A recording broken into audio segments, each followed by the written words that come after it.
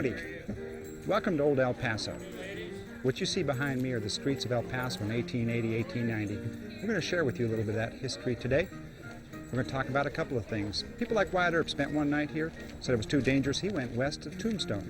Billy the Kid came through here a couple of times. Today, we're going to share with you a little bit of history about the 4 dead in 5 seconds. And we're also going to talk a lot about John Wesley Hardin.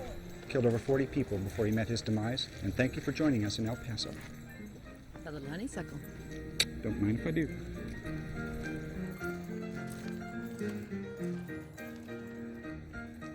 Where's that John Wesley Hardin when I need him? Never around when I need him. What are you looking at, cowboy? You get out of here. Get on. Go on. No, what are you doing? Oh, damn you. No, you yellow coward. You wouldn't do this if John Wesley Hardin was here. Oh, no.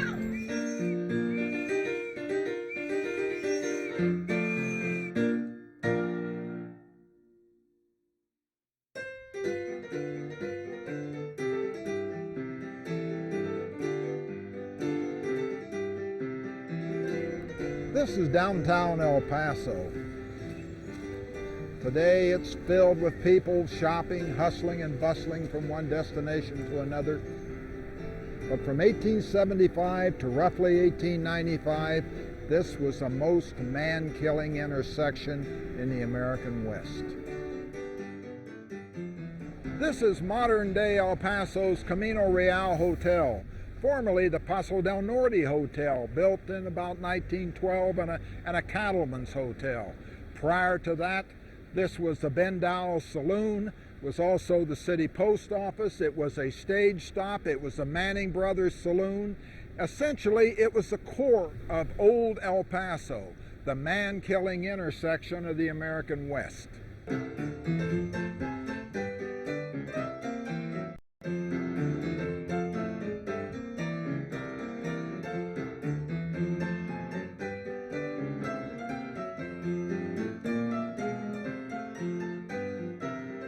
This is the site of the old Manning Saloon, and we're going to talk about the 4 dead in 5 seconds gun battle, probably the wildest, most colorful shootout in Western history. And it began with an inquest taking place here because 3 Mexican vaqueros had been killed in the bosque up near Anthony, New Mexico. Their bodies laying not in the street but in a buckboard here on El Paso Street. And inside an inquest was just terminating. City Marshal Dallas Stoudenmire is the first to leave, and he walks across El Paso Street and disappears into the Old Globe Saloon. Dallas Stoudenmire had no sooner entered the saloon than Gus Crimpcall, the translator for the trial and also the city constable, comes walking out toward his horse. And right behind him comes George Campbell, the ex-city marshal and one of the accused slayers of the 3 vaqueros. That's the dangest miscarriage of justice I ever did see. This is ridiculous. Campbell doesn't like the translations that Gus Crimpcall has given, and Campbell, from roughly this area right here, calls out to Constable Crimpcall and says, I tell you what, anybody that stand up for the Mexicans ought to be hung. George, I hope you ain't talking about me. Well, if the shoe fits, wear it. Crimpcall then begins arguing. The 2 men are arguing, and sitting right over here underneath the hotel window today. In those days, that's the Manning Saloon. And Johnny Hale, a rancher from up around Anthony, New Mexico, is nursing a whiskey bottle. And George Campbell, his friend, still arguing with Gus Crimpcall. But if the shoe fits, you wear it. Campbell says, to heck with you, George, and Campbell walks over to get on his own horse. At that minute, Johnny Hale screams out to his partner, Campbell, Turn loose, George, I got him covered. and he draws his revolver, and he shot Constable Crimpcall down in the street. From down the block, City Marshal Dallas Stoudenmire hears the gunfire, comes on the run, sees a dead man lying there in the street, another person standing over him with a smoking 6-shooter, and our marshal, not being any dummy, he knows immediately that a crime has been committed in his town. So he reaches for his long-barreled, very accurate 6-shooter, and he aimed it at Johnny Hale, and he fired, and he killed an innocent bystander. Well, that's the way it goes. He cocked it, aimed, fired again, and he shot down Johnny Hale, killing Hale on the spot. At this point, George Campbell, who had been ready to mount his horse and looking aghast at everything that's happening, began screaming, "This isn't my fight! This isn't my fight! Not my fight! Not my fight!" And the big marshal looks around and goes bang. Get down! And puts a bullet in Campbell, and there we had it. 4 dead in 5 seconds. One of the most dramatic, bloodiest shootouts in American history. Boy, I tell you, this is the biggest miscarriage of justice I've ever seen. This is nonsense. This is ridiculous. I tell you what, anybody that stand up for the Mexicans ought to be hung. George, I hope you ain't talking about me now. If the shoe fits, wear it. Turn loose, George. I got him covered. Not my fight! Not my fight! Get down! You murdered me, you son of a bitch.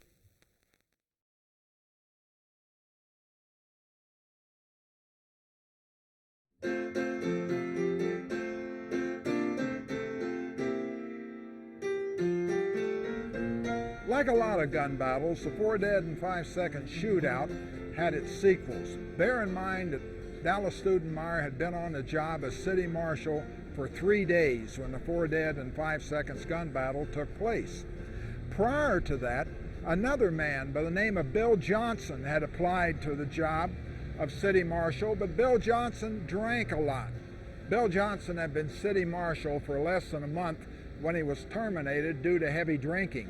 However, since most people in the city liked him, they downgraded him to assistant marshal, and he became the assistant to City Marshal Dallas Stoudenmire. But even Stoudenmire had problems with Johnson's drinking, so he fired Bill Johnson, and 2 days after the famous 4 dead in 5 seconds gun battle, Bill Johnson takes a double-barrel shotgun, and across the street between the 2 trees there was a pile of bricks stacked up where the State National hoped to build a bank. It's about 8 o'clock in the evening. It's just gotten dark. Bill Johnson is on the pile of bricks with a double-barrel shotgun. Stoudenmire is making his rounds, and he's coming north up El Paso Street. Stoudenmire gets roughly to the intersection here, and bear in mind in those days El Paso was 1-story adobe buildings and the streets were dirt. Y'all stay inside. My kind of night. Hot and quiet. Hope it stays that way. Stoudenmire making the turn, walking toward the pile of bricks, unaware that Johnson is there. Johnson aims the shotgun at him.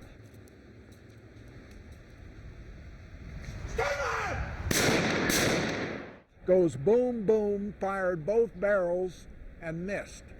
Stoudenmire then pulled both of his 6-shooters and put 9 bullets in poor old Bill Johnson.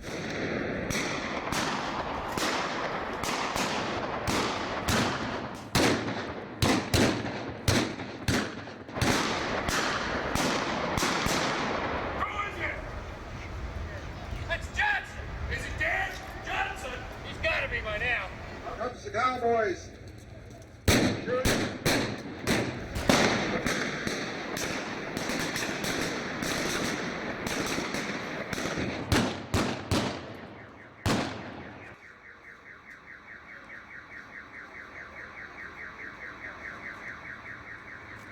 See where he went? Then back in the barn. We're back in the barn. You ready? Yeah.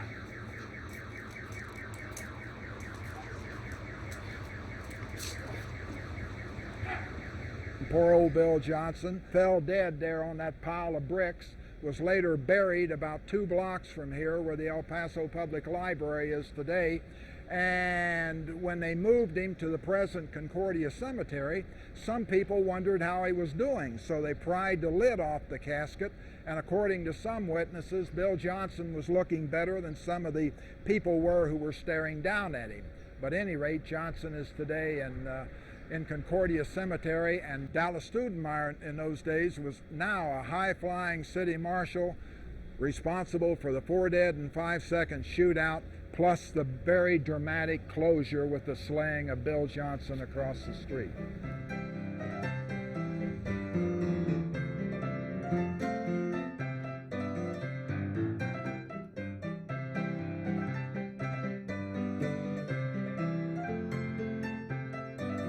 Following the very dramatic 4 dead and 5 second shootout and the slaying of Bill Johnson across the street here in the center of El Paso, Dallas Stoudenmire continued to serve as city marshal, but he did not serve happily. He drank too much. There were occasions when he would walk into a saloon, drink all afternoon, finally couldn't stand anymore, fall onto the floor and sleep all night, and nobody dared wake him up. In particular, he began feuding with the Manning brothers, who ran the Manning Brothers Saloon. Dallas Stoudenmire, as Deputy United States Marshal, had his headquarters here in El Paso. And one evening he had gone on the train up to Deming, New Mexico to serve papers, and at about 10 o'clock that night he is poured off the train at Union Station. He walks down to the Manning Saloon, went inside, looked around, apparently didn't say much, then left the Manning Saloon and went down to what's known as the Line, or the brothel area, where he spent the night. About 8 or 9 o'clock the next morning, he's out on the street. His head is exploding from a terrible hangover, and some people approach him and they say, "Hey, the Manning brothers are looking for you and they're going to kill you." And he says, "Why are they looking for me?" And the reply is, "Well, you were looking for them last night in the saloon." And Stoudenmire said, no, I wasn't looking for them. I had all these wanted notices. I was looking for other wanted people. They weren't there, so I looked around and I left." So the city and Dallas Stoudenmire now realizes that there's been a mistake. And as a result, you've got emissaries going back and forth from the Manning brothers to Dallas Stoudenmire all day long. They agree they'll meet that afternoon in the Manning Brothers Saloon and sign another peace treaty. And Dallas Stoudenmire was on time, and he walked in, and he looked around, and there was Doc Manning and there was James Manning, 2 of the brothers, but the 3rd brother was missing. And Stoudenmire says, "Where's Frank?" James Manning says, "I don't know, but I'll go get him." So James Manning left. At this point, Dallas Stoudenmire, who's about 6'2", maybe 6'4", and Doc Manning, who's maybe 5'5" or 5'6", they belly up to the bar, they begin drinking, and Stoudenmire makes a remark that some sons of bitches have been telling lies about everybody. This infuriates Doc, and they both begin saying, "You're a liar, no, you're a liar, you're a liar." Both men reached for their gun. Stoudenmire had his about halfway out of his hip pocket, but the little doctor had a smaller gun and it was handy, and he went bang, and the bullet hit Stoudenmire squarely in the shoulder, and his gun dropped to the floor. Stoudenmire stumbled back several steps, and the little doctor in the meantime shot him again, and the bullet hit Stoudenmire squarely in the shirt pocket, but he had all of those wanted notices folded up in there, and the bullet didn't penetrate the skin, but the impact knocked him through the bat wing doors out here onto the sidewalk. So at this point, Stoudenmire begins lurching and staggering around. He's trying to get his other gun out. He has it. He's over here. He has the other gun out as the doctor comes running out to kill him, and Stoudenmire goes bang, and his bullet hit the doctor in the arm, and a little doctor, Doc Manning, his gun goes spinning into the dirt. Frank, help! Well, in the movies, people go bang, bang, bang, bang. In reality, they had to cock those things before they could fire them again. And Stoudenmire had shot the doctor in the arm, and now he puts the gun between his knees. He's bleeding all over the place. He's badly wounded. He cocks the gun, but as he's pulling the gun up to cock it, the little doctor comes running up, throws his arms around Stoudenmire, and the 2 men now begin bouncing off this adobe wall. Big Dallas Stoudenmire trying to shake him loose and kill him, and the little doctor hanging on for dear life. Frank, help! And in the meantime, James Manning, who had gone to look for his other brother, Frank, James, hearing all the shooting, comes on the run, sees what's happening here against the wall. Manning takes out his own gun from his coat pocket, aimed it at Stoudenmire's bobbing and weaving head. Fired, missed, the bullet shattered a barber pole. He fired again after cocking it.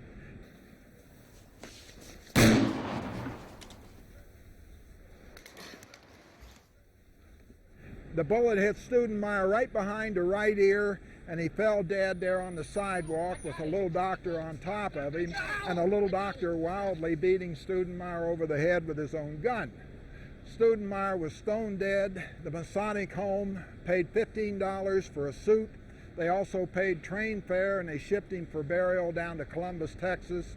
Both Manning brothers were tried for murder at the courthouse at Isleta, about 15 miles east of El Paso. They were both acquitted.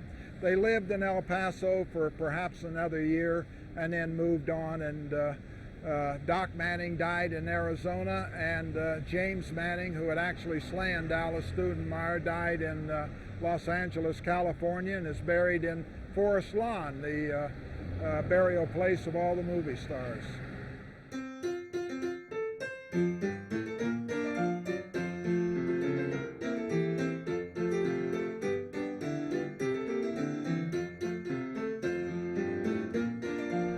Here at the corner of San Antonio and Mesa Street, 3 blocks east of the famous 4 dead and 5-second shootout, we come to the Acme Saloon, the scene of a shootout when John Wesley Hardin, perhaps the West's most notorious gunman. Earlier in the afternoon, he had argued with Constable John Selman. How you all doing tonight? Good, very nice. You got a son who's a bastardly, cowardly son of a bitch. Which one? The one on the police department. He pulled my woman and robbed her of $50. No one can talk about my boys like that and get away with it. I'm not armed. Get yourself a gun. I'll get my gun and I'll meet you smoking.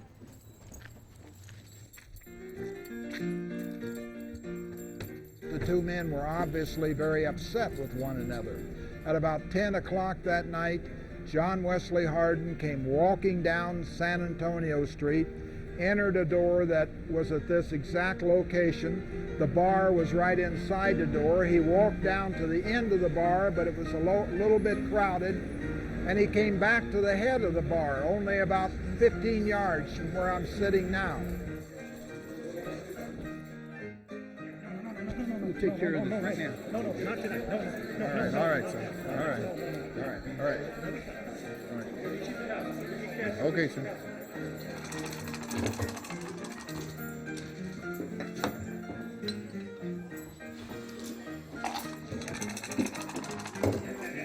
Okay, John, beat that. Well, that should be easy enough. Fill it up there, barkeep.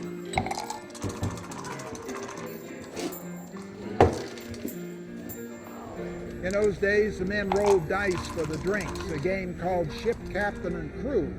And Hardin picked up the dice, rolled them down the bar, turned to a grocer standing beside him and said, "Brown, you've got 4 6s to beat." Brown, you got 4 6s to beat.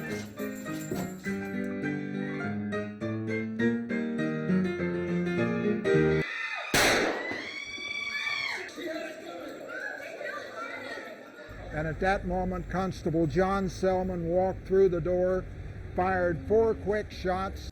I ain't leaving till you're dead, Harding.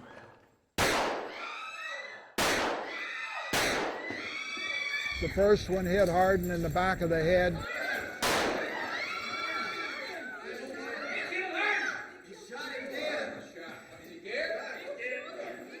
The old gunfighter hit the floor flat on his back, stone dead, and a Western era had ended.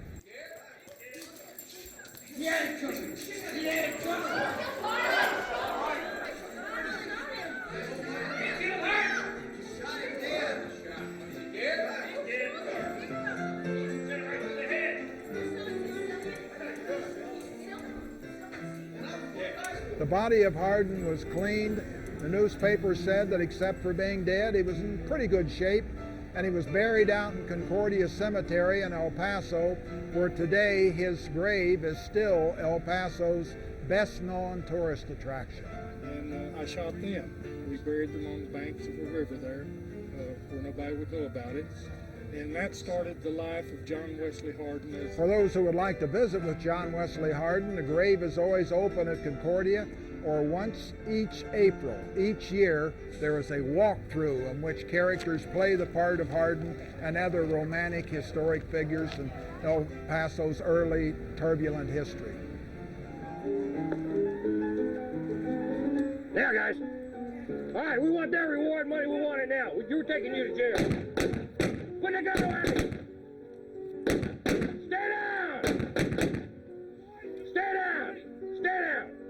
You stop. We'll quit shooting. Stay down. Stay down, I said.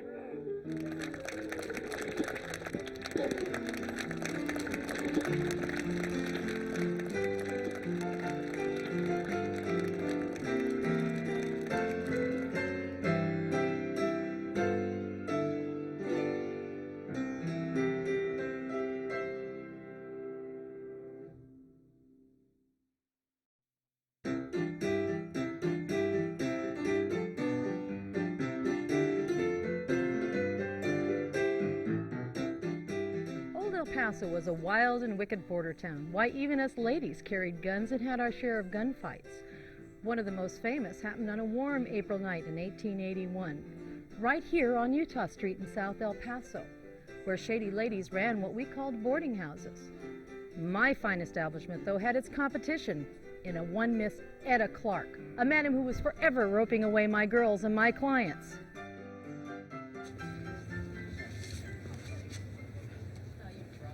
I do not owe you any money. Owe me $125 for back rent, your clothing and your jewelry, and you're gonna pay every penny of it. Get out of my house. You're a liar. And you're a cheat. And I don't have to work for you. There's all kinds of customers out here I can work with. And I'm gonna leave you for good this time. You just wait and see. You better sober up, little tramp. Etta! Why, Bessie, what can I do for you, honey? What can I do for you? That Alice is a liar, and she's a cheat, and I don't have to work for her, so I'm ready to take you up on your offer. Of course, Bessie, come on over. Be another jewel in my crown. Go back over to Alice's, get your clothes, get whatever you want, come back over here, wait, and I'll be right here waiting for you. Yes, ma'am, go right ahead. We'll be right here waiting for you. Hi, Miss Bessie. How you doing tonight? Hey, cowboy. Aren't you looking nice tonight? Well, thank you. Are you working tonight? You know what? You can be my first. You're first. I don't think so. My first at my new establishment. I am going to work for that fine Miss Etta. I'm leaving that big Alice. Get away from her, cowboy! Hey! What do you think you're doing? I warned you that you're a liar and you're a cheat, and I am worth more than that, and so I don't owe you any money, and I'm going to work for Miss Etta because she knows how to treat me. Oh, you think so? Get back here. Miss Etta, she's going to kill me. Now, That's what do my you girl, want, Bessie. Alice? Get out of the way if you're going to go back to the... No, Now, Alice, I'm always trying to treat you like a lady. Treat me like a lady every time I need a new girl, you rope her away. I don't think so. no, She's no, staying with no, me. no, She's no. staying over here. She's staying. I owe you this, you trash. Get out of here. We're going back to work in my house. Help me. Nothing to here with you. I got my money on Alice here. Hey, Alice! She got the gun. I'll bet you're on. What'd you call me? I called you Fat Alice. That's it. I've had it to here with you and that tramp sister of your Evans. I'm gonna kill you both. God, no! Please don't shoot me. Get away from her! All right, who's shot? I'm gonna kill you, Alice. Get out of here. Let me take a look at that. No. No. Good shooting. Come with me. It looks bad, but you like. Give me a hand here. Big Alice was shot in a pubic arch, but the newspapers made a mistake and printed it as a public arch, and I guess they had it right all along, but she recovered, and so did the city of El Paso.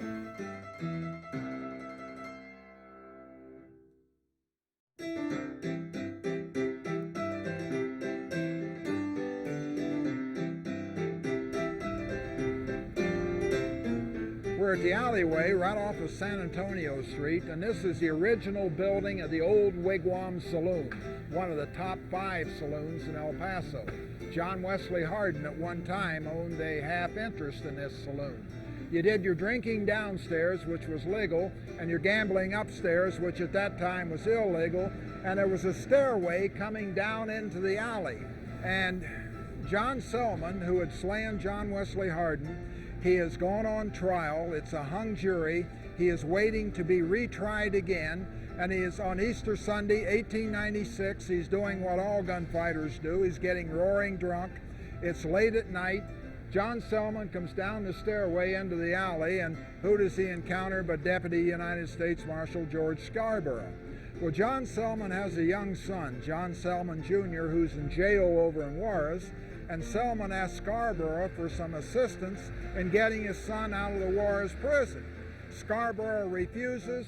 The two men argue. As a result, Scarborough puts 4 bullets in John Selman, and he died that afternoon on the operating table at Sisters Hospital, which is today called Hotel Duke. Go with me. Where's you? I'm gonna get John Jr. What do I want to get you to do? Hey, what's going on? Selman! George, stop! George, stop! He tried to pull his gun on me! Selman, where's your gun, man? Where is it? Where's your gun? Where is it? Selman's gun turned up missing. No, it's not. It's gone. It was found later. Somebody had swiped it on the night of the shooting. And Selman died that afternoon at Hotels Dew. In those days, they called it Sisters Hospital. He died there and is buried in Concordia Cemetery, 500 yards from where John Wesley Hardin is buried. In fact, it was only a couple of weeks ago that we discovered where Selman was. All this time, we've been looking for him. But he was killed here, and this ended. This was the last of the great gunfighters in El Paso. And all of this has been brought to you by the 6 Guns and Shady Ladies.